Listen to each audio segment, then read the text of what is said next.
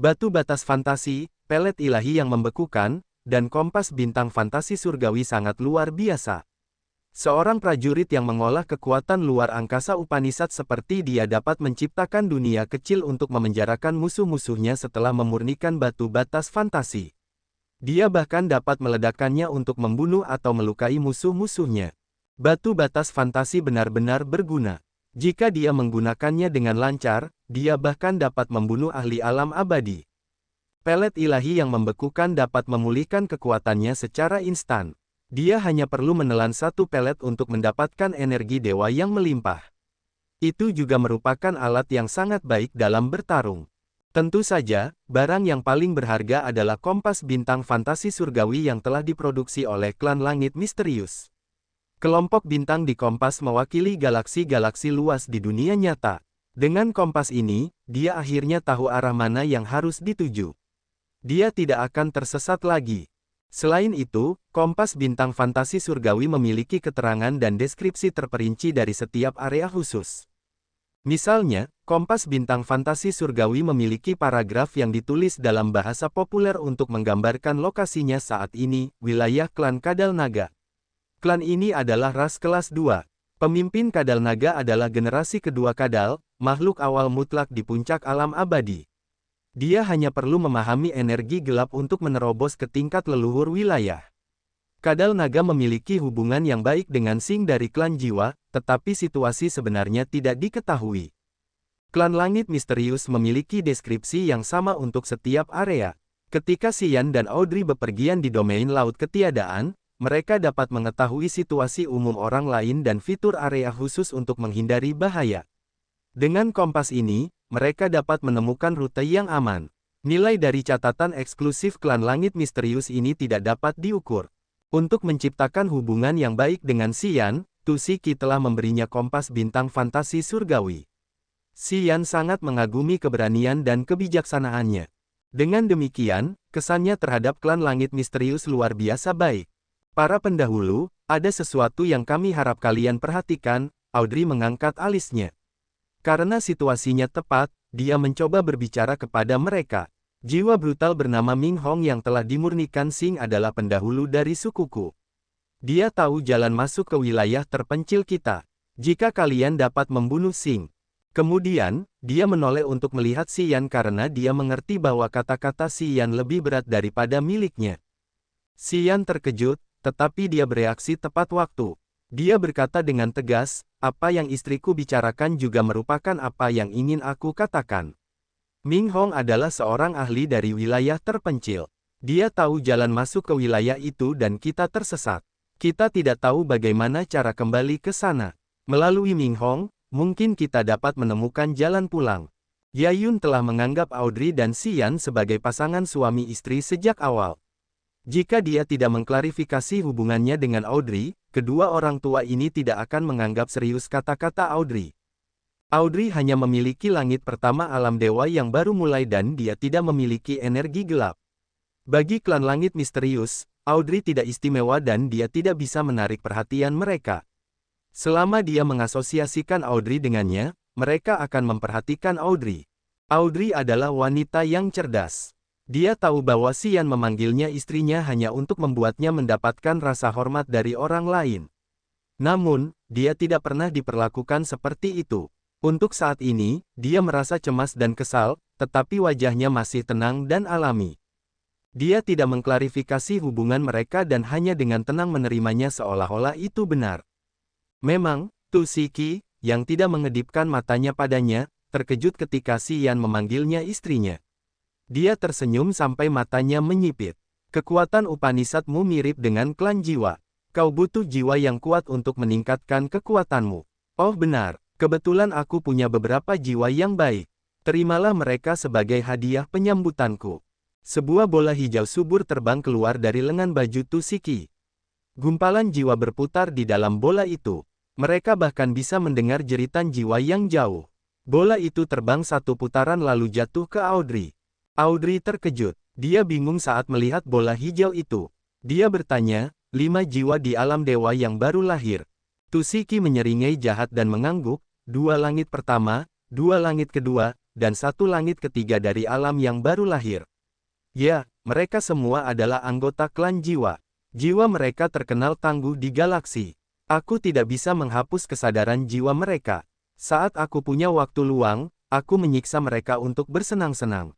Jika kau bisa mengekstrak kesadaran jiwa mereka, itu akan sangat menguntungkan wilayahmu. Klan Langit Misterius dan klan jiwa tidak akur. Xian mendapatkan itu dari fakta bahwa Tusiki dan istrinya telah menyerang Xing.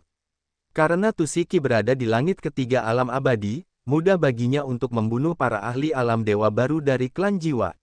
Menyiksa mereka di waktu luangnya juga merupakan cara untuk melampiaskan amarahnya. Xian berkonsentrasi pada penginderaan untuk sementara waktu, wajahnya penuh hormat. Hadiahmu ini benar-benar berat. Kami tidak tahu bagaimana cara berterima kasih yang cukup. 5 jiwa klan jiwa lebih berharga daripada 3 jiwa yang telah dipertukarkan Xian dengan batu angin guntur karena mereka milik anggota klan jiwa dengan ingatan dan kesadaran penuh. Jika Audrey dapat memurnikannya dan mengekstraksi ingatan kekuatan Upanishad, dia bisa mendapatkan pengetahuan tentang kekuatan khusus Upanishad yang dikembangkan oleh klan jiwa. Klan jiwa adalah salah satu dari 7 klan besar dan mereka selalu memimpin orang-orang yang mengolah kekuatan jiwa Upanishad. Desolate telah menggunakan klan jiwa untuk menciptakan suku kegelapan kekaisaran, jadi mereka sangat kuat. Jika Audrey memurnikan 5 jiwa klan jiwa, akan mungkin baginya untuk menerobos ke alam abadi. Hadiah untuk Audrey ini benar-benar berharga. Dia menoleh untuk melihat Audrey dan melihat tubuh lembutnya menggigil. Matanya berbinar ketika tangannya yang seperti batu giok menerima bola hijau itu. Kemudian, dia mencengkeram lengannya dan berseri-seri dengan anggun. Terima kasih atas hadiahmu yang berharga, pendahulu. Aku akan membantumu mengendalikannya. Dia akan mengalami hal yang sama dengan klan langit misteriusmu. Kau gadis yang cerdas, haha. Tusiki tertawa terbahak-bahak. Baginya, 5 jiwa klan jiwa tidak layak disebut. Mereka tidak ada apa-apanya dibandingkan dengan kompas bintang fantasi surgawi. Namun, mereka dapat menguntungkannya dengan mendapatkan kesan yang baik dari Audrey, yang dapat memengaruhi Xian juga. Ketika Audrey memurnikan jiwa anggota klan jiwa, dia akan berdiri di pihak yang menentang klan jiwa dan begitu pula Xian. Mereka akan menjadi musuh bebuyutan. Jika Tusiki dapat menciptakan musuh di tingkat leluhur wilayah untuk klan jiwa, itu akan menjadi bantuan besar bagi klan langit misteriusnya. Kita akan mengawasi jiwa brutal yang disebut Ming Hong. Namun, peluangnya tidak besar, loh. Ketika kita bergandengan tangan, kita hanya dapat bertarung melawan Xing, tetapi mustahil untuk membunuhnya. Kita hanya berada di langit ketiga alam abadi. Dia berada di puncak alam. Kita harus berdiskusi lebih lanjut, kata Yayun. Audrey mendesah pelan. Xian memiliki visi yang luas. Dengan kompas bintang fantasi surgawi, dia tidak takut bahwa mereka tidak dapat segera kembali ke wilayah Desolate. Domain laut kehampaan telah memberinya banyak kejutan. Dia berpikir bahwa dia dapat tinggal di sini untuk sementara waktu untuk berkultivasi ke alam yang lebih mendalam. Setelah itu, dia dapat menjadi lebih kuat ketika dia kembali ke wilayah Desolate. Dengan kemampuannya saat ini, bahkan jika dia bisa kembali ke Desolate teritori sekarang, dia tidak sebanding dengan makhluk absolute beginning manapun. Oh benar, pendahulu, apakah kamu tahu cara memurnikan senjata suci absolute beginning? Xian merenung sejenak dan kemudian bertanya. Kuali giok berkaki 3 itu memberinya perasaan bahwa ada sesuatu yang salah. Kuali itu telah bersembunyi di dalam asteroid untuk terbang ke sini dari suatu tempat yang tidak diketahui. Pada saat ini, kuali itu seharusnya berada di dalam perut Dragon Lizard. Di puncak alam abadinya, bagaimana mungkin dia tidak mengenalinya? Jelas, kuali berkaki 3 itu masuk ke perut Dragon Lizard dengan sengaja. Apa yang ingin dilakukannya padanya? Xian merasa itu benar-benar tidak normal. Gumpalan kesadaran jiwa yang ditinggalkannya di kuali memudar. Segera, dia akan kehilangan koneksi dengannya. Menyempurnakan senjata suci absolute beginning. Tusiki tercengang. Mengapa kau bertanya itu? Xian mengerutkan kening. Ia ragu-ragu untuk waktu yang lama sebelum berbicara. Aku mengagumi dan menghormatimu atas keberanian dan kebijaksanaanmu. Aku akan menceritakan apa yang kami lihat dalam perjalanan ke sini. Ia memberi tahu mereka tentang kuali giok berkaki 3. Ia berpikir bahwa mustahil untuk menyempurnakan senjata suci dari era Absolute Beginning itu. Karena Dragon Lizard telah menelannya, ia tidak dapat mengeluarkannya atau memasuki tubuh Dragon Lizard untuk menyempurnakannya. Ia lebih suka mengetahui profil senjata suci itu daripada menyempurnakannya. Setelah Xian selesai, Tu Shiki dan Yayun terdiam untuk waktu yang lama. Wajah mereka tercengang. Setelah waktu yang lama, Yayun menarik napas dalam-dalam. Sepertinya klan jiwa tidak bersikap baik kepada Dragon Lizard lagi. Mereka telah bersekongkol melawannya. Jika Dragon Lizard tidak menunjukkan sudut pandangnya, ia akan tamat. Tu Shiki tampak termenung. Melihat Xian tidak mengerti, dia berkata, jika aku tidak salah, kuali besar itu adalah harta karun yang luar biasa dari ahli tingkat leluhur wilayah dari klan jiwa. Xing meminjamnya untuk menghadapi kadal naga. Kuali itu bersembunyi di dalam asteroid untuk masuk ke perut kadal naga. Begitu kadal naga tidak ingin mengikuti mereka, kuali giok itu akan menyedot jiwanya dan meningkatkan kekuatannya. Kadal naga tidak tahu ini, kurasa, mata Yayun berbinar. Hei orang tua, kita mendapatkan kemuliaan pantulan anak ini untuk mengetahui ini. Jika kita memberitahu kadal naga tentang ini sekarang, apakah itu akan membuatnya bekerja sama dengan kita untuk menghadapi Xing? Petik 2.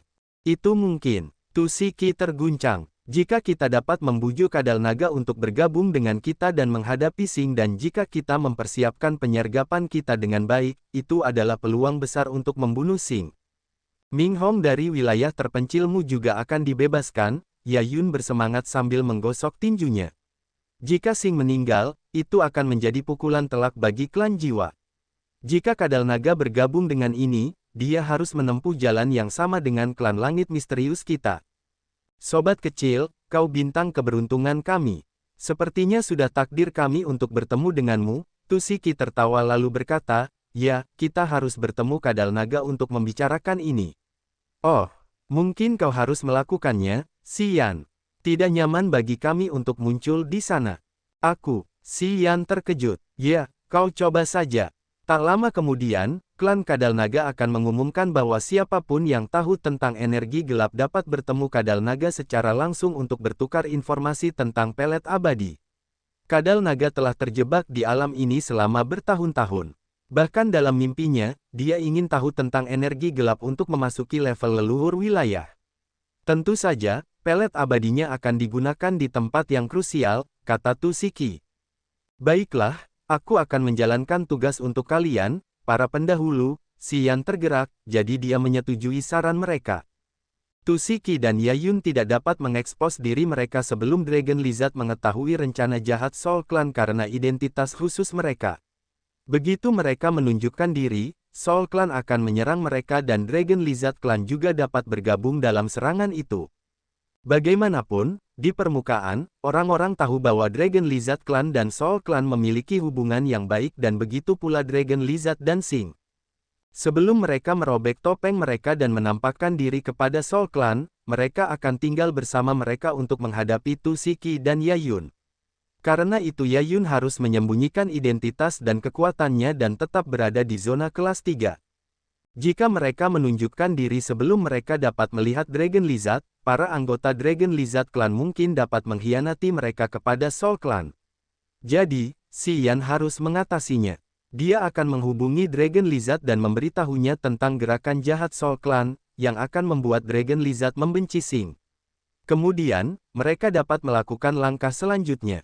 Karena delegasi yang seharusnya mengunjungi bintang Kadal Naga kali ini belum sepenuhnya datang, klan Kadal Naga belum mengadakan festival. Selain itu, mereka belum mengumumkan persyaratan untuk menukar pelet abadi. Tu Shiki dan Yayun memutuskan untuk tinggal di gua mereka dan menunggu kabar baik dari Xian. Xian dan Audrey sudah lama pergi, jadi mereka tidak tahu situasi klan mata surgawi. Mereka memberitahu Tu Shiki dan Yayun lokasi gua mereka dan kemudian mengucapkan selamat tinggal. Mereka kembali ke gua tempat klan mata surgawi menginap, tetapi Evelines, Adams, dan Misa belum kembali. Tanpa banyak berpikir, mereka beristirahat di kamar batu dan bersiap untuk memeriksa hasil panen mereka sambil menunggu 3 lainnya. Kamar batu itu cukup sederhana, dindingnya tidak memiliki pola atau dekorasi apapun. Hanya ada meja batu, beberapa bangku, dan tempat tidur batu dengan bantal bulu ekor kucing. Orang-orang yang mengolah seni bela diri tidak terlalu memperhatikan masalah dunia fana. Pada saat yang sama, klan Kadal Naga terkenal dengan gaya liar mereka. Tentu saja, mereka tidak akan menawarkan banyak perlakuan mewah kepada yang lain. Bagaimanapun, klan Kadal Naga harus memperlakukan klan jiwa dan suku air dengan lebih hati-hati. Audrey duduk bersila di ranjang batu, matanya berbinar saat dia tersenyum. Xian berdiri di dekat meja batu. Sebuah batu batas fantasi jatuh di atas meja. Dia melepaskan kesadaran jiwanya dan mengirimkannya ke batu batas fantasi untuk menanamkan segel jiwanya. Dengan begitu, dia bisa mengendalikan batu batas fantasi sesuka hatinya. Dia harus memperlakukan 7 batu batas fantasi seperti itu. Nantinya, dia bisa menggunakan segel jiwa untuk mengendalikannya. Setelah Xian menanamkan segel jiwanya, saat ia mengirimkan seberkas kekuatan dewa ke batu batas fantasi, batu itu bersinar dan menggelembung seperti balon udara panas. Tak lama kemudian, sebuah dunia kecil tercipta. Ia menyeringai dan mengangguk tetapi tidak memompa lebih banyak kekuatan dewa. Ia menyukai batu batas fantasi itu dan batu itu sebenarnya sangat cocok untuknya. Tiba-tiba, mata indah Audrey berbinar aneh. Ia menipiskan bibirnya sambil berkata lembut, "Terima kasih." Xian mengangkat kepalanya untuk menatapnya sambil tersenyum. Setelah Audrey kembali ke gua, ia mandi dan berganti pakaian dengan gaun sutra perak. Rambut panjangnya yang tersampir di bahu porselennya masih basah. Ruang batu itu dipenuhi aroma harumnya setelah mandi. Butiran air mengalir di pipinya yang seperti batu giok dan matanya seperti bulan yang dingin. Orang-orang yang tidak mengenalnya melihatnya sebagai wanita yang dingin, jauh, dan sombong, dan ia benar-benar memperlakukan mereka seperti itu. Namun, saat ini, ia tampak tenang dan sedikit malu. Dia membungkuk, menggertakkan giginya, lalu bergumam, "Hari ini, kekuatan dan kemuliaanmu memberiku panen besar. Itu benar-benar membantu basis kultivasi dan alamku. Aku sangat berterima kasih." Gua itu sunyi, jadi meskipun suaranya rendah, suaranya masih bergema dengan jelas. Mengesampingkan batu batas fantasi, Xian menyeringai dan melihat dengan tenang dan tenang. Entah bagaimana itu adalah takdir kita ketika kita dikirim ke domain laut kehampaan ini. Hanya kau dan aku yang berasal dari wilayah yang sama di tempat ini. Kita saling kenal jadi kita harus saling menjaga. Kau bersyukur. Bagaimana kau ingin berterima kasih padaku? Dia hanya menggodanya sedikit untuk menghilangkan perasaannya yang kurang baik. Setelah mereka sampai di domain laut kehampaan, wanita sombong dari suku kegelapan kekaisaran itu perlahan-lahan menyadari kebenarannya. Dia akhirnya tahu bahwa 4 makhluk besar di wilayah Desolate tidak ada apa-apanya di sini. Dia tahu bahwa akan menjadi perjuangan yang sulit untuk bertahan hidup dengan alam dewa yang baru lahir di domain laut kehampaan. Di tempat ini, dia harus bergantung sepenuhnya pada Xian. Itu menghancurkan harga dirinya. Itu adalah pertama kalinya dia merasa lebih rendah. Meskipun dia menyembunyikannya dengan baik, Xian cukup peka untuk menyadarinya. Bagaimana kamu ingin aku berterima kasih? Si cantik menundukkan kepalanya, alisnya yang indah bergetar. Dia sangat cemas. Cium aku, Xian menyeringai. Cahaya perak melintasi ruangan. Aroma yang menawan menyerbu ke dalam lubang hidungnya karena dia belum bereaksi dan tubuh yang lembut dan harum bersandar di tubuhnya. Semburat perasaan yang merasuki jiwa muncul di pipi kirinya. Kemudian, dia mendengar si cantik bergumam, "Apakah kamu senang sekarang?" Xian tercengang saat melihat kemewahan yang menghampirinya. Dia mengenakan gaun sutra perak, yang menutupi tubuhnya yang mempesona dan anggun. Paha dan bahunya yang ramping seperti batu giok putih. Dia sedikit lebih pendek darinya sehingga saat dia membungkuk, dia bisa melihat lembah yang dalam dan memesona di dadanya. Saat ini, Audrey tidak sedingin dan sombong seperti biasanya. Lehernya memerah. Dia memejamkan mata dan tidak berani menatapnya. Bulu matanya yang cantik dan panjang berkedip-kedip dan menunjukkan antisipasinya yang luar biasa. Jelas, dia benar-benar naif. Ciuman yang tiba-tiba ini telah menghabiskan seluruh keberaniannya. Sekarang, dia merasa sangat canggung sehingga dia tidak tahu harus berbuat apa selanjutnya. Pesona Audrey saat ini membuat Xian menjadi liar. Matanya menjadi panas seperti laut yang bergelombang dan mendidih. Kesepian saat tinggal di domain laut ketiadaan, tekanan dari 7 klan besar, masa depan yang tidak diketahui dan berkabut, semuanya bercampur menjadi satu sekarang. Berhenti selama beberapa detik, napas Xian menjadi pendek.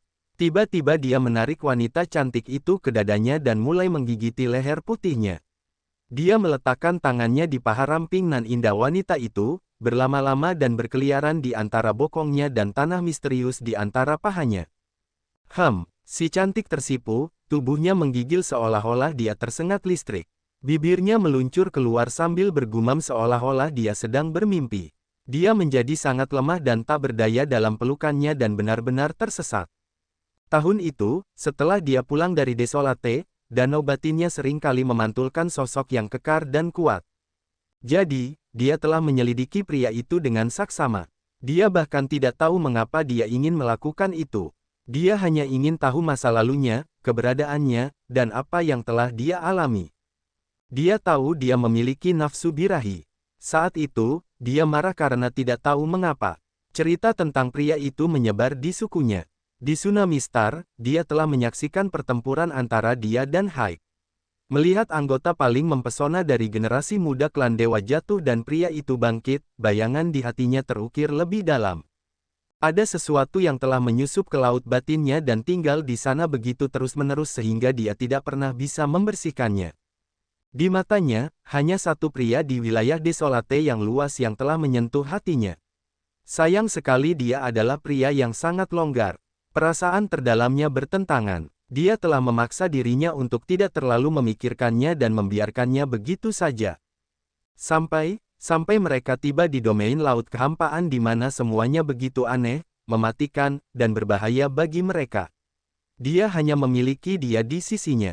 Dia tidak memiliki kenalan lagi dari wilayah Desolate di daerah ini. Tidak ada batasan dari ibunya, anggota sukunya, dan wanita-wanita yang tidak enak dipandang di sekitarnya. Di tempat ini, dia bisa menenangkan perasaan terdalamnya dan membiarkan dirinya tenggelam di dalamnya. Xian memeluknya erat. Mulutnya yang lebar meluncur dari leher indahnya ke lembah dalam di dadanya. Tubuh dalam pelukannya menjadi begitu panas dan seksi seolah-olah ada aliran listrik yang mengalir dalam dirinya. Dia tidak tahu mengapa dia merasakan perasaan yang luar biasa saat memeluknya. Dia tidak pernah merasakan perasaan seperti itu sebelumnya. Rasanya seperti jiwa mereka bersatu menjadi satu yang dapat menghasilkan keajaiban yang tidak dapat dibandingkan dengan apapun. Tangannya tanpa henti menjelajahi tubuh porselen montoknya di balik gaun sutra. Napasnya pendek dan keras seperti napas binatang buas. Perlahan, dia merasa seperti tidak bisa mengendalikan dirinya lagi.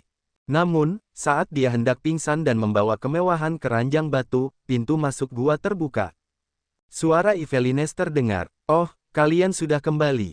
Audrey terbangun dari mimpinya. Dia menggigil dan bergerak canggung seolah-olah anggota tubuhnya bukan miliknya lagi. Wajahnya begitu merah sehingga tampak seperti akan meneteskan darah.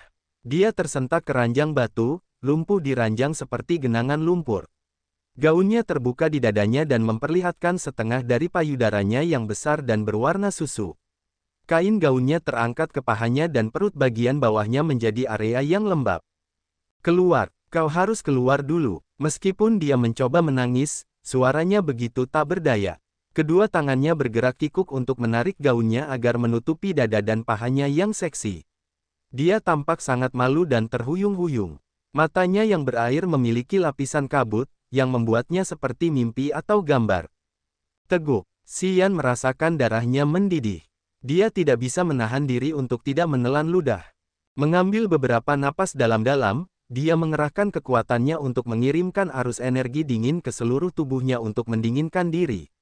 Kembali ke kondisi normalnya, dia menatap gadis yang sedang menggulung tubuhnya yang lembek di ranjang batu. "Aku tidak tahu mengapa kau lebih menarik perhatianku daripada orang lain. Itu tidak terbayangkan," kata Xian, suaranya serak. Audrey masih menggigil seolah-olah arus listrik terus mengalir melalui tubuhnya. Matanya yang indah dipenuhi dengan gelombang cahaya. Dia menggunakan metode yang sama untuk menenangkan diri. Kemudian, dengan gigi terkatup dan pipi yang memerah, dia berkata, Aku tidak tahu mengapa aku tidak bisa menahannya. Perbuatanmu telah membuatku tenggelam dan benar-benar tersesat. Kurasa itu mungkin berhubungan dengan jiwa kita yang menyatu dengan asal-usul benua kuno. Itu tidak bisa dijelaskan. Kemudian, dia menggigit bibir bawahnya dan mendesis, cepat keluar. Mereka ada di sini. Kita akan membicarakan ini nanti. Aku tidak ingin mereka melihatku seperti ini. Xian menyeringai dan kemudian meninggalkan ruang batu, kembali ke ruang rekreasi di luar. Begitu dia pergi, Audrey merasa sangat lemah seolah-olah dia tidak memiliki tulang belakang. Dia tidak berdaya dan jantungnya berdetak kencang. Dia memegangi payudaranya dan memikirkan apa yang baru saja terjadi, api tak dikenal kembali berkobar dalam dirinya.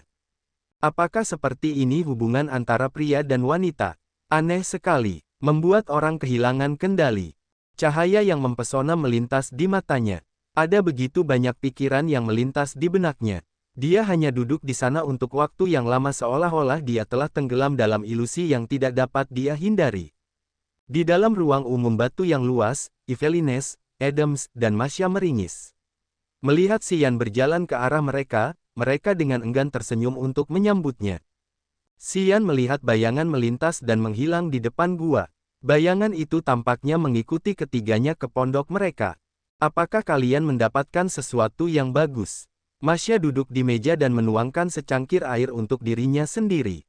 Dia menghabiskannya dalam satu tegukan lalu bertanya kepada Xian. Ya, kami mendapatkan sesuatu, Xian tersenyum. Tepat setelah dia selesai, dia terkejut ketika dia melihat pintu masuk gua. Seorang anggota klan Kadal Naga di langit kedua alam dewa yang baru mulai muncul di dekat pintu mereka dan memanggil, bolehkah aku masuk? Para anggota klan mata surgawi tampak tegang. Mereka mengerahkan kekuatan dewa mereka, wajah mereka muram. Masuklah, Yvelines berbicara dengan hati-hati dan mengedipkan mata pada Xian untuk membuatnya lebih berhati-hati. Anggota klan Kadal Naga itu tingginya sekitar 3 meter. Dia tampak seperti batu dengan banyak otot. Saat bergerak, ekornya yang panjang dan runcing terseret di tanah dan menimbulkan suara yang menusuk telinga. Setelah kadal itu masuk ke pintu, dia berbicara kepada kelompok Yvelines dengan wajah muram. Saya sarankan kalian pergi secepatnya. Anggota suku hantu bumi tahu lokasi kalian. Saya khawatir mereka akan bertindak melawan keinginan kalian. Petik 2. Kami berada di wilayah klan Kadal Naga kalian. Kalian bahkan tidak bisa menjamin keselamatan kami. Kami diundang ke sini. Hanya masalah kecil dan kalian menunjukkan wajah ini kepada kami. Masya marah dan berteriak. Xian tidak mengatakan apapun. Dia tidak tahu apa yang telah terjadi, jadi dia berbalik untuk bertanya kepada Yvelines. Oh, kami juga memiliki beberapa barang untuk diperdagangkan. Saat kami berada di daerah yang ramai, seorang anggota suku hantu bumi tertarik pada salah satu barang, tetapi dia tidak memiliki bahan yang kami inginkan. Dia memaksa kami untuk berdagang dengan sesuatu yang tidak kami inginkan. Jadi kami bertengkar, jelas Yvelines. Suku hantu bumi. Xian mengerutkan kening. Setelah dia menerima kompas bintang fantasi surgawi dari Tusiki, dia melihat-lihat daerah sekitarnya. Kompas bintang fantasi surgawi memiliki catatan tentang suku ini. Dia tahu bahwa suku hantu bumi menguasai daerah yang paling dekat dengan klan Kadal Naga. Di lautan bintang yang luas ini, suku hantu bumi adalah klan kelas 2. Leluhur suku itu berada di langit ketiga alam abadi. Meskipun dia tidak sekuat Kadal Naga, dia terkenal di daerah sekitarnya. Informasi terpenting tentang suku ini adalah bahwa suku hantu bumi adalah pengawas setia klan jiwa. Leluhur suku hantu bumi dulunya adalah pelayan seorang ahli yang kuat di tingkat leluhur wilayah di klan jiwa. Gurunya telah menganugerahkan kepadanya kekuatan Upanishad, yang telah dia kembangkan hingga langit ketiga alam abadi. Ketika dia kembali ke suku Goul Bumi, dia menyebut dirinya sebagai leluhur mereka. Dengan demikian, suku hantu bumi tetap bertahan pada klan jiwa. Rumor mengatakan bahwa leluhur suku hantu bumi telah kembali ke sukunya karena ia ditugaskan untuk mengawasi klan Kadal Naga, yang merupakan suku terdekat dari suku mereka. Misinya adalah membujuk Kadal Naga untuk bersatu dengan klan jiwa. Klan mata surgawi hanyalah ras kecil kelas 3. Klan itu tidak sekuat suku hantu bumi dan tidak memiliki fondasi yang kuat. Jika mereka berselisih dengan anggota suku hantu bumi, mereka tidak akan mendapatkan dukungan apapun. Setelah anggota klan suku hantu bumi itu meninggalkan tempat kejadian, ia segera pergi ke daerah lain. Kurasa ia pasti telah melapor kepada para ahli di klannya. Suku hantu bumi dan klan jiwa memiliki hubungan yang dekat. Kali ini, Komandan Singh dari klan jiwa juga ada di sini. Ini benar-benar sulit bagi kami, Lo. Kalian tukarkan mata ilahi yang memikat kepadanya atau sebaiknya kalian pergi sekarang. Kalau tidak, aku tidak yakin apakah klan Kadal Naga kami dapat melindungi kalian. Penjaga klan Kadal Naga dengan enggan membujuk mereka untuk tidak melakukannya dan kemudian pergi dengan tergesa-gesa. Dia menyuruh mereka untuk mempertimbangkan masalah itu dengan saksama. Mata dewa yang memikat, apa itu? Xian mengerutkan kening, mengapa Gaul bumi itu menganggap matamu menarik? Mata ini, sebuah mata muncul di telapak tangan Masya. Mata itu berbentuk belah ketupat, kristal merah muda, yang begitu indah dan penuh dengan energi berkilau yang dapat memikat orang. Itu adalah mata ketiga dari seorang pendahulu di klan kami. Setelah dia meninggal, kami menyimpan matanya. Mata ini dapat memikat orang dan membuat mereka menceritakan rahasia yang mereka sembunyikan di lubuk hati mereka. Pria itu berkata bahwa dia ingin memberikan mata ini kepada komandan klan jiwa. Dia tahu bahwa itu sangat berguna, jadi dia memaksa kami untuk menukar mata itu kepadanya. Krek, pintu tertutup Audrey terbuka. Dia telah kembali ke wajahnya yang dingin, sombong, dan acuh tak acuh. Dia telah berganti menjadi gaun putih bersih. Dia muncul dari pintu dan berteriak, prajurit hantu bumi itu ingin mempersembahkan mata ilahi yang mempesona kepada Singh agar Singh dapat menggunakannya untuk menghadapi Ming Hong dari klanku. Aku yakin mereka akan melakukannya. Xian memahami idenya. Dia memuji Audrey atas pemikiran cepatnya yang dapat menghubungkan peristiwa-peristiwa itu. Singh telah menjadikan Ming Hong sebagai jiwa yang brutal. Namun, karena Ming Hong juga mengolah kekuatan jiwa Upanishad, dia memiliki metode khusus untuk melindungi ingatannya. Jika dia diserang oleh teknik ekstraksi jiwa, jiwanya akan hancur sendiri. Singh tidak akan mendapatkan apapun darinya saat itu. Tentu saja, masih ada kekurangan dalam rencana Ming Hong.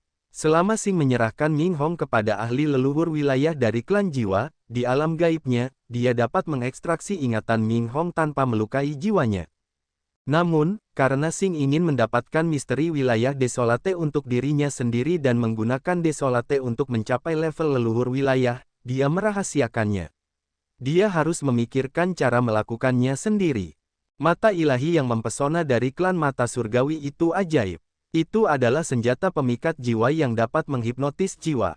Mungkin mata ilahi yang mempesona bisa menjadi kunci untuk menghadapi Ming Hong. Anggota Earth Gaul itu mengikuti Singh. Jadi, ketika dia menemukan mata itu, dia sangat gembira sehingga dia ingin memaksa yang lain untuk menjualnya kepadanya. Banyak pikiran terlintas di kepala Xian. Dia memahami situasi yang entah bagaimana halus ini. Apa basis kultivasi yang dimiliki ahli Earth Gaul itu?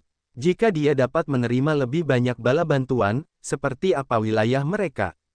Anggota Earth Gaul itu berada di langit ketiga alam dewa baru, jadi tidak terlalu tinggi. Jadi, dia hanya memenuhi syarat untuk berdagang di zona kita. Lagi pula, suku Earth Gaul tidak hanya memiliki dia di bintang Kadal Naga. Jika dia berani bertindak brutal seperti itu, dia pasti tahu bahwa suku Earth Gaul dapat mengalahkan kita di sini. Selain itu, dengan hubungan antara mereka dan klan jiwa, bahkan jika suku Earth Gaul menyerang kita di sini, klan Kadal Naga akan berpura-pura tidak melihat apapun. Tidak mudah bagi penjaga itu untuk memberitahu kita bahayanya. Aku tidak menyangka akan mengalami nasib buruk seperti itu. Aish, suku hantu bumi telah mengincar kita. Evelines meringis dan merenung. Dia sedang mempertimbangkan apakah akan meninggalkan bintang Kadal Naga atau tidak. Xian, kita bisa bertanya, bisik Audrey. Karena itu terkait dengan Ming Hong dan wilayah Desolate, dia sangat cemas. Seketika, dia berpikir untuk mencari bantuan dari Tusiki dan Yayun dari klan Langit Misterius. Dia berpikir bahwa jika yang lain membantu mereka, akan mudah untuk menghancurkan orang-orang suku hantu bumi. Xian memasang wajah tegas. Dia tahu itu penting. Jika Singh menemukan lokasi pintu masuk ke wilayah Desolate, klan jiwa akan segera menyerbu mereka. Mereka tidak akan pernah memiliki saat yang tenang. Bahkan jika Singh gagal, lebih banyak ahli dari klan jiwa akan datang. Ketika satu jatuh, yang berikutnya akan datang. Karena Desolate terbagi menjadi beberapa bagian karena luka-lukanya yang mengerikan dan karena mengendalikan dua senjata ilahi dari era awal mutlak, para ahli leluhur wilayah dari klan jiwa tidak akan membiarkannya lolos begitu saja saat mereka mengetahuinya. Juga, sejak Hui terbangun, Xian tidak tahu apa yang sedang terjadi di Desolate Territory. Jika klan jiwa datang, miliaran jiwa yang tinggal di Desolate Territory akan dimusnahkan. Bisakah mata ilahi yang memikat menipu para ahli alam abadi? Tanya Xian tiba-tiba. Ya, Evelines dan Adams mengangguk dan berkata serempak. Setidaknya, kita tidak bisa menahannya. Jika kita terpesona, kita tidak dapat menahannya terlalu lama. Coba aku, Xian berbicara kepada Masya. Masya ragu-ragu sejenak lalu berkata, kau harus menatap mata ini. Aku akan mengirimkan energi jiwaku. Kau tidak bisa mengalihkan pandanganmu darinya. Baiklah, Masya memegang mata ilahi yang memikat berwarna merah muda kristal itu dekat dengan mata Xian lalu mendesak energi jiwanya. Mata itu kemudian memancarkan lingkaran cahaya merah muda yang menawan. Itu tampak seperti gambar yang indah dan melamun yang tersingkap. Xian dipandu langsung ke dalam gambar itu. Xian langsung tersesat seperti saat ia tenggelam dalam kecantikan Audrey. Ia tidak terbangun, napasnya pendek dan berat. Lambat laun, matanya tidak tampak jernih lagi. Ia tampak seperti tenggelam dalam mimpi romantis dan ia tidak ingin bangun atau kembali ke kenyataan. Audrey tampak gelisah. Pada saat ini, Xian tampak persis seperti saat mereka baru saja berbagi momen penuh gairah bersama, terutama gerakannya. Ia tampak penuh nafsu seolah-olah ia sedang bersama seorang gadis dan tangannya membelainya. Audrey menjadi canggung dan kesal. Cukup, desisnya. Masya menutupi cahaya dari mata dewa. Kemudian, Xian terbangun dari mimpinya. Dia menatap Audrey dengan tatapan panas dan tajam. Audrey tersipu dan melotot marah. Kau bilang begitu. Xian bingung. Dia menenangkan diri dan mengagumi mata yang luar biasa itu. Kita tidak akan membiarkan suku Goul Bumi mendapatkan mata ini. Sama sekali tidak. Ming Hong hanya memiliki jiwanya yang tersisa. Bahkan jika wilayahnya lebih tinggi, aku khawatir dia tidak dapat bertahan lama hanya dengan bentuk jiwa. Kita harus siap untuk melawan musuh. Jika suku Goul Bumi datang ke sini, mereka pasti yakin akan sesuatu. Kurasa kita tidak bisa melawan mereka, kata Masya dengan getir. Tidak apa-apa, biarkan saja mereka datang ke sini. Xian menarik napas dalam-dalam, wajahnya tegas dan dingin. Jika mereka berani datang, aku punya rencana untuk membunuh mereka semua kecuali mereka telah mencapai langit ketiga alam abadi. Namun, jika mereka memiliki ahli di level seperti itu, kita masih memiliki cadangan yang kuat. Kemudian, setelah kita membunuh anggota suku hantu bumi, aku akan segera menghubungi klan Kadal Naga dan memberi tahu mereka bahwa aku memahami energi gelap. Aku yakin Kadal Naga leluhur harus melindungiku. Mata Audrey berbinar. Apa yang ingin kau lakukan? Xian melihat ke ruang batu dan berkata, batu batas fantasi. Jika kita tahu motivasi mereka, kita bisa memasang jebakan. Mereka akan masuk ke dalam jebakan kita. Bisakah batu batas fantasi membunuh ahli langit kedua alam abadi? Audrey terkejut. Aku tidak yakin. Namun, tidak masalah jika kita hanya melukai mereka. Kita bisa mencoba. Baiklah kalau begitu. Kita akan menunggu anggota suku hantu bumi datang dan memprovokasi kita. Setelah itu, kami akan memberi mereka pelajaran berdarah. Bintang Kadal Naga. Di tengah istana bawah tanah yang terang benderang, banyak anggota suku hantu bumi yang beraksi. Anggota suku ini berwajah hijau dan bertaring kuning, yang membuat mereka lebih mirip iblis. Mereka hidup di bawah tanah sepanjang tahun dan membenci cahaya. Karena itu, wajah mereka gelap dan menyeramkan dengan perbuatan haus darah. Anggota suku hantu bumi sangat pendek. Mereka setinggi anak manusia berusia 10 tahun. Namun, tubuh mereka kuat dan penuh yin dingin. Sebagian besar kekuatan Upanishad mereka jahat. Saat ini, seorang ahli hantu bumi alam dewa yang baru mulai berlari ke istana ini tempat klan Kadal Naga menampung suku hantu bumi. Dia bertemu dengan pemimpin suku yang datang ke sini kali ini. Dia berteriak kegirangan, Tuan Barago, saya punya kabar baik. Ini sangat berguna bagi Anda. Di dalam istana, Barago dari suku hantu bumi di langit kedua alam abadi adalah kepala delegasi mereka ke klan Kadal Naga kali ini. Dia adalah salah satu jagoan di bawah leluhur suku tersebut. Mata Barago berwarna putih keabu-abuan dan itu memberi kesan kematian yang kuat pada orang-orang. Dia mendengus dan berkata dengan tidak sabar, aku harus segera bertemu dengan klan jiwa. Jika kau punya berita, sebaiknya kau segera melapor. Jangan buang waktuku. Tuan, seperti yang telah kau perintahkan, aku selalu memperhatikan harta karun yang dapat memengaruhi atau mengendalikan jiwa. Ketika aku mengunjungi zona perdagangan klan kelas 3, aku menemukan bahwa klan mata surgawi menjual mata ilahi yang mempesona. Mereka mengatakan bahwa mata itu bahkan dapat menghipnotis jiwa di alam abadi. Dia bergegas melaporkan situasinya, matanya penuh kerinduan. Dia menatap tuannya dan meyakinkannya, aku sudah mengujinya. Itu bekerja dengan baik. Aku langsung terpesona. Namun, aku tidak memiliki bahan yang ingin mereka perdagangkan dan aku tidak dapat memaksa mereka untuk memberikannya kepadaku, jadi aku datang untuk melaporkannya kepadamu. Petik 2. Mata ilahi yang mempesona. Barago terkejut. Dia gembira saat dia mengangguk dalam hati. Dia tahu bahwa anggota klan mata surgawi dilahirkan dengan mata ketiga dengan efek magis. Itu bukan semacam kekuatan Upanishad tetapi kekuatan supernatural bawaan. Kekuatan mata meningkat seiring dengan meningkatnya wilayah prajurit. Terkadang, kekuatan mata ketiga tetap ada bahkan setelah pemiliknya meninggal. Para anggota klan mata surgawi akan menyimpan mata ajaib dari pendahulu mereka yang telah meninggal untuk ditukar dengan beberapa bahan kultivasi khusus. Barago dikirim oleh leluhur suku Goul Bumi untuk bekerja dengan Sing. Sing telah memberi tahu mereka untuk menemukan sesuatu yang dapat menghipnotis orang. Sing telah menjelaskan kepada dirinya sendiri bahwa jika Barago dapat menemukan harta karun teratas yang dapat berfungsi sesuai keinginannya, dia akan memberinya banyak hadiah bagus. Sing adalah panglima umum klan jiwa dan bahkan leluhur suku hantu bumi harus menghormatinya. Jika Barago mendapatkan bantuannya, itu akan sangat baik baginya. Barago tergerak, wajahnya semakin menyeramkan. Di alam mana para prajurit mata surgawi itu berada? Apakah Anda tahu di mana mereka tinggal? Tuan, jangan khawatir. Saya menemukan mereka. Di antara kelompok mereka yang terdiri dari 3 orang, hanya 2 yang telah mencapai langit pertama alam abadi dan wanita itu berada di langit ketiga alam dewa awal. Selama Anda pergi ke sana, kita dapat mengambil mata yang mempesona itu semudah membalikkan tangan. Kita tidak akan menemui sesuatu yang tidak terduga. Kata yang lain. Barago memikirkannya. Dia menduga bahwa daerah tempat tinggal klan kelas 3 tidak akan memiliki prajurit yang kuat. Pimpin jalan. Kita akan ke sana. Matanya menyapu sekeliling dan menatap tajam kedua ahli langit pertama alam abadi. Kalian berdua, ikut aku. Pengawal Barago mendengarnya, mereka berdiri, dan mereka berempat berlari ke arah Xian. Tak lama kemudian, Barago membawa anak buahnya ke gua tempat tim Xian menginap.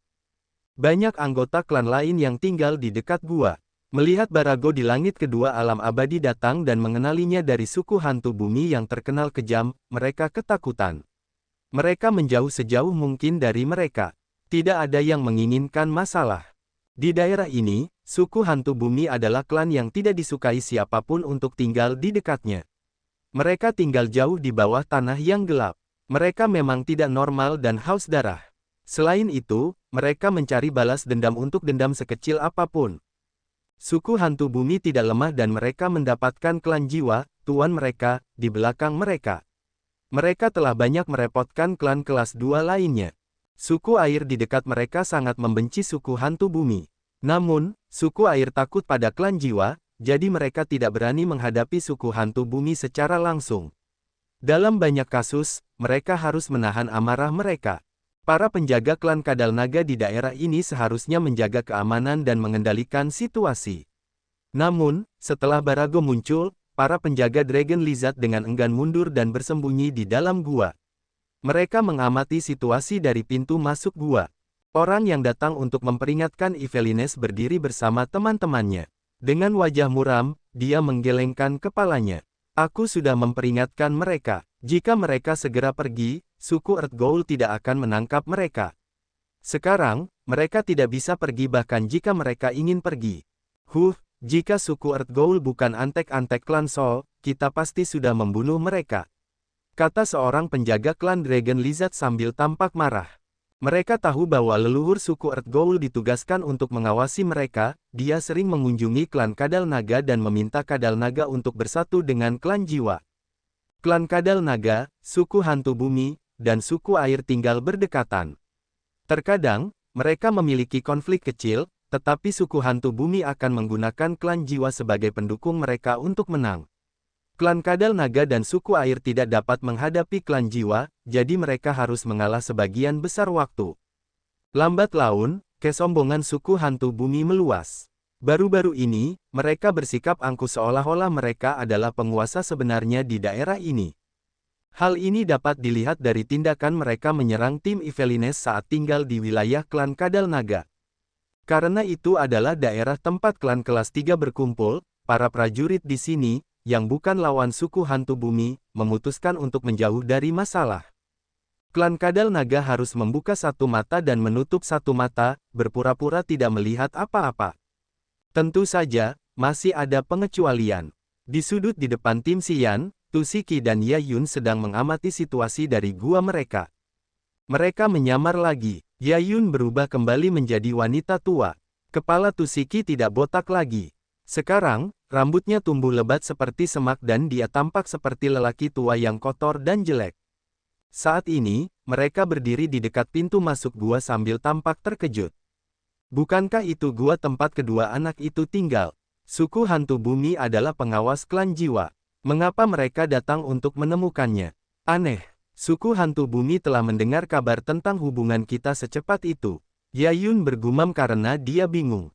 Kemudian, dia mendengus, jika mereka berani bertindak gegabah, kita harus menunjukkan diri untuk membunuh mereka. Ketika mereka bertarung melawan Sing, leluhur suku hantu bumi telah mendukung Sing. Setelah Tusiki memasuki kunci spasial saat dia terluka parah, Yayun harus bersembunyi dan menyamarkan dirinya untuk melarikan diri. Dia harus berhati-hati karena telinga dan mata suku hantu bumi. Sepanjang perjalanannya menuju bintang Kadal Naga, suku hantu bumi sering mengganggunya. Hal itu membuatnya geram. Jangan pukul rumput, itu akan membuat ular takut. Tusiki menggelengkan kepalanya. Pada saat kritis, dia bersikap tenang. Di permukaan, klan Kadal Naga memiliki hubungan yang baik dengan klan Jiwa. Jika kita terbongkar dan Kadal Naga belum mengetahui rencana Sing, aku khawatir dia akan bergandengan tangan dengan Sing untuk menghadapi kita. Dengan begitu, rencana kita akan gagal. Kita tidak akan bisa melarikan diri dengan aman. Namun, kedua anak itu tidak sebanding dengan suku hantu bumi. Aku khawatir mereka akan langsung terbunuh, kata Yayun. Tusiki memiliki lingkaran cahaya aneh di matanya saat dia menyeringai. Kau meremehkan anak itu. Seorang prajurit yang telah memahami energi gelap saat dia masih cukup muda tidak akan terbunuh dengan cepat dan mudah.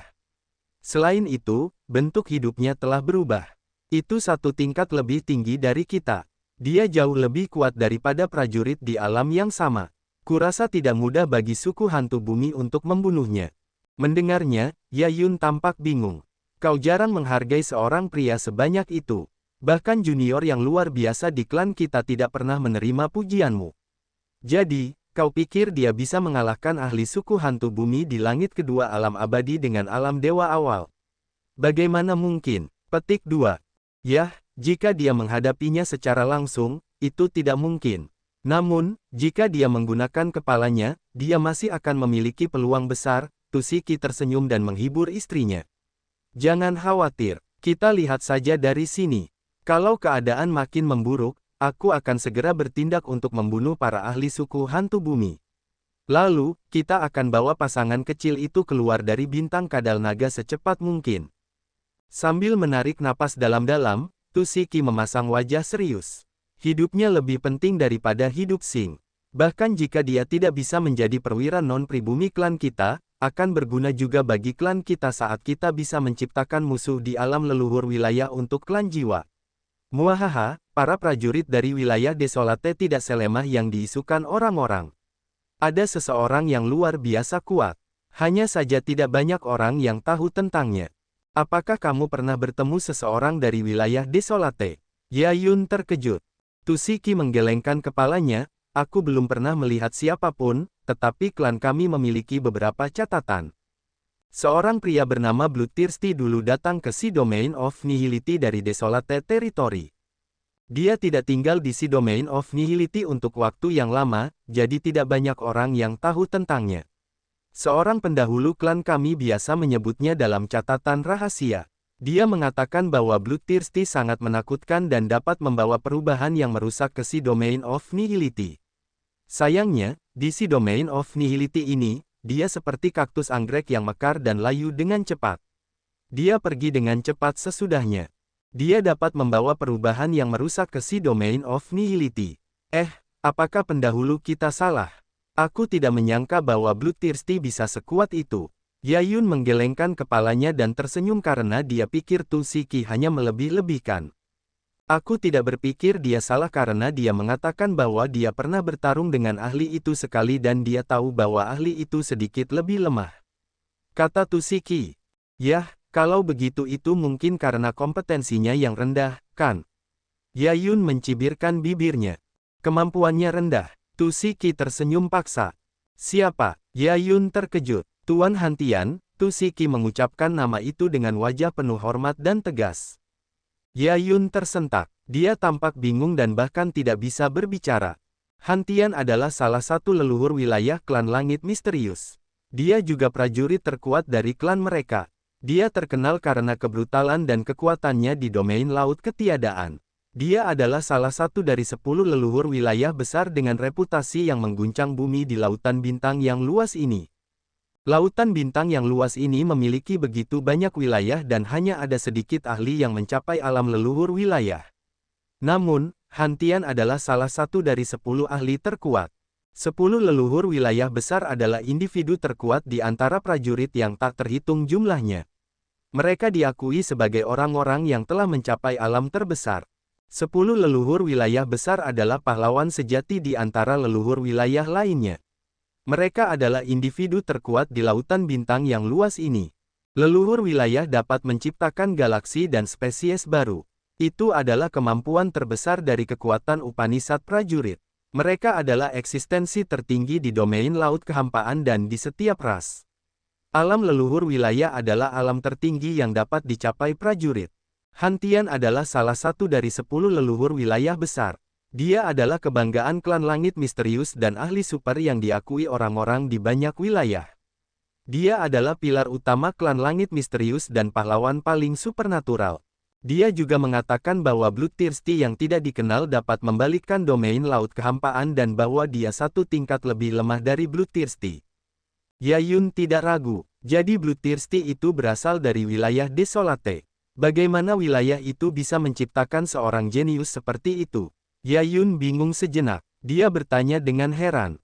Tuan Hantian dan Bloodthirsty itu pernah bertemu sebentar.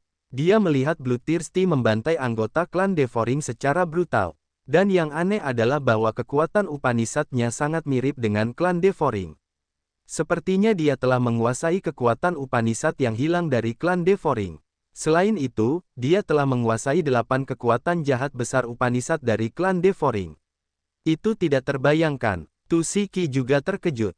Desas-desus mengatakan bahwa Devor, makhluk absolute beginning, telah menciptakan klan Devoring menggunakan daging dan darahnya. Namun, Devor telah menghilang untuk waktu yang lama. Tidak seorang pun tahu apakah dia masih hidup atau tidak. Namun, setelah bertahun-tahun, klan Devoring telah berkembang pesat, dan kompetensi para ahli di klan mereka bisa setinggi leluhur Devor mereka. Klan Devoring adalah klan paling misterius di antara 7 klan. Kita tidak tahu seberapa kuat mereka. Bahkan klan jiwa yang kejam dan brutal serta klan iblis kegelapan yang sombong tidak berani menantang atau menyinggung klan Devoring. Mengapa Bloodthirsty membantai klan Devoring? Bagaimana dia bisa tahu Upanishad kekuatan Devoring, Upanishad yang hilang dari klan Devoring? Yayun merasa sedikit bingung. Tu Shiki memberinya senyum paksa. Saya rasa bahkan Sir Hantian tidak dapat menjawab pertanyaan Anda. Ketika dia melihat Bloodthirsty membunuh begitu banyak anggota klan Devoring dan membuat darah mengalir seperti sungai, dia menjadi bersemangat. Dia ingin mencoba. Dia telah melawan Bloodthirsty. Sir Hantian dikalahkan. Kemudian, dia mencoba menjalin persahabatan yang baik dengan Bloodthirsty. Mereka minum bersama dan kemudian dia mengundang Bloodthirsty untuk mengunjungi klan kami saat dia punya waktu luang. Bloodthirsty telah menerima undangannya. Namun, setelah mereka berpamitan, mereka tidak pernah bertemu lagi. Bloodthirsty tampaknya telah menghilang dari si Domain of Nihility seperti seorang pengembara acak. Namun, Sir Han Tian tidak dapat melupakannya. Dia sangat menghargainya. Dia meminta kami untuk memperhatikan untuk melihat apakah kami dapat menemukan informasi tentang Desolate Territory. Karena Bloodthirsty begitu kuat, kami berharap untuk bersatu atau berteman dengannya. Oh, sekarang, aku tahu mengapa kamu berusaha sekuat tenaga untuk menciptakan hubungan yang baik dengan anak itu. Ternyata kamu tahu Desolate Territory telah melahirkan seseorang yang begitu mengerikan, kata Yayun. Jika anak itu bisa menjadi Bloodthirsty baru, apalagi hal-hal yang kita tawarkan kepadanya, bahkan jika kita memberinya 10 kali lebih banyak dari itu akan sepadan. Kata Tusiki. Yayun terkejut. Kamu seorang penjudi hardcore, tapi kamu selalu benar. Tunggu untuk melihatnya. Anak ini akan menjadi salah satu taruhan terbesarku dan aku pasti akan menang. Tusiki tertawa angkuh. Tepat pada saat ini, ledakan yang mengguncang bumi datang dari pintu masuk gua Xian. Boom! Pintu masuk gua hancur berkeping-keping dan debu bertebaran di mana-mana. Barago dari suku hantu bumi telah langsung menghancurkan pintu batu itu. Dia bahkan tidak peduli dengan klan Kadal Naga. Dengan senyum sinis di wajahnya, dia membawa 3 bawahan menyerbu ke dalam gua. Ketika anggota klan kelas 3 lainnya di sekitar mendengar ledakan keras itu, mereka menarik leher mereka dan menutup gua mereka. Orang-orang yang masih punya nyali untuk mengamati situasi itu tinggal jauh dari gua klan mata surgawi. Mereka takut ketika mereka melihat daerah ini dari kejauhan. Suku hantu bumi telah menjadi lebih merajalela, kata seorang penjaga klan Kadal Naga dengan gigi terkatup. Para penjaga klan Kadal Naga lainnya memiliki pikiran yang sama. Mata mereka memerah seolah-olah mereka benci karena mereka tidak dapat membunuh dan menarik isi perut anggota suku hantu bumi itu keluar dari perut mereka. Namun, mereka tahu bahwa suku Gaul Bumi adalah anjing pemburu klan jiwa. Tidak sulit untuk membunuh suku Gaul Bumi, tetapi klan jiwa bukanlah musuh yang dapat ditangani oleh klan Kadal Naga. Kecuali jika leluhur mereka Kadal Naga dapat mencapai alam leluhur wilayah. Namun, ketika itu terjadi, mereka akan memiliki cadangan yang kuat. Tanda pisah tanda pisah tanda pisah tanda pisah tanda pisah tanda pisah tanda pisah tanda pisah tanda pisah tanda pisah tanda pisah tanda pisah tanda hubung. Hai teman-teman dari klan mata surgawi. Jangan bersembunyi. Keluar dan bicara. Barago menyeringai jahat. Dia berjalan ke dalam gua, wajahnya tenang. Dia muncul dengan wajah hijau dan taring kuning, disertai dengan senyum aneh yang membuatnya lebih mengerikan. Suaranya bergema keras seolah-olah hal itu dilakukannya dengan sengaja agar orang-orang tahu betapa sombong dan angkuhnya suku Gaul Bumi mereka. Jadi mereka adalah anggota suku Gaul Bumi. Xian berjalan keluar dari ruang batu, wajahnya terkejut. Dia mengamati keempat anggota suku Gaul Bumi dan berkata dengan serius. Kau benar, mereka seperti hantu yang menakutkan dan memuakkan. Mereka benar-benar salah satu ras paling jelek di alam semesta ini. Audrey berdiri di sampingnya. Setelah melirik sekilas ke arah anggota suku Gaul Bumi, dia tampak dingin dan meremehkan. Ekspresi wajah dan sikapnya sangat cocok dengan kata-kata kasar Xian. Yvelines memaksakan senyum. Dia tidak tahu apakah rencana Xian bisa berhasil. Dia fokus dan memeriksa sekeliling. Dia menemukan bahwa keempat anggota suku Gaul Bumi belum menemukan sesuatu yang aneh. Dia mendengus dan menutup matanya. Kalian mendobrak pintuku untuk masuk ke sini. Aku ingin tahu apa yang membuat kalian melakukan itu. Barago tidak melihat ke arah Yvelines. Matanya yang putih keabu-abuan menatap Xian sambil berkata dengan dingin, anjing kecil, apa ras yang paling jelek di alam semesta? Bukankah kalian? Xian tercengang. Wajahnya canggung seolah-olah dia ingin berkata, kau sudah tahu dan masih ingin bertanya padaku. Yah, semua orang tahu itu, tapi kau tidak tahu apa-apa. Bunuh dia untukku. Barago berteriak dengan nada menusuk telinga. Seorang anggota suku Gaul Bumi di langit pertama alam abadi di belakangnya segera menyerbu dan menyemburkan bola yin hitam. Bola itu sedingin es dengan yin ki tebal yang jatuh di kepala Xian. Bola hitam itu meledak dan berubah menjadi kolam es yang menutupi Xian. Biarkan wanita itu tetap hidup. Aku ingin menidurinya sampai mati. Aku ingin mereka melihat hasil dari menyinggung suku Goul bumi kita. Kau alien sialan, kau berani mempermalukan suku Goul bumi kita yang mulia. Kau tidak bisa dimaafkan. Aku akan menyiksamu sampai mati. Barago berteriak liar, suaranya menggelegar dan bergema di seluruh lembah. Hanya klan kelas 3 yang berkumpul di area ini.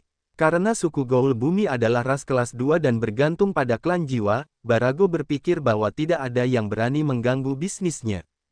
Bahkan klan Kadal Naga tidak berani melakukan itu.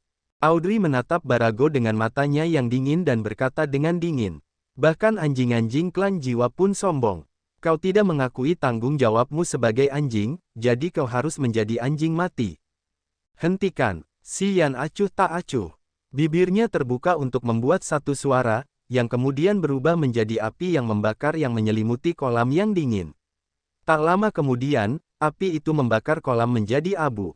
Prajurit suku Goul bumi di langit pertama alam abadi memerah dan mencoba menelan seteguk darah yang baru saja bergolak di tenggorokannya.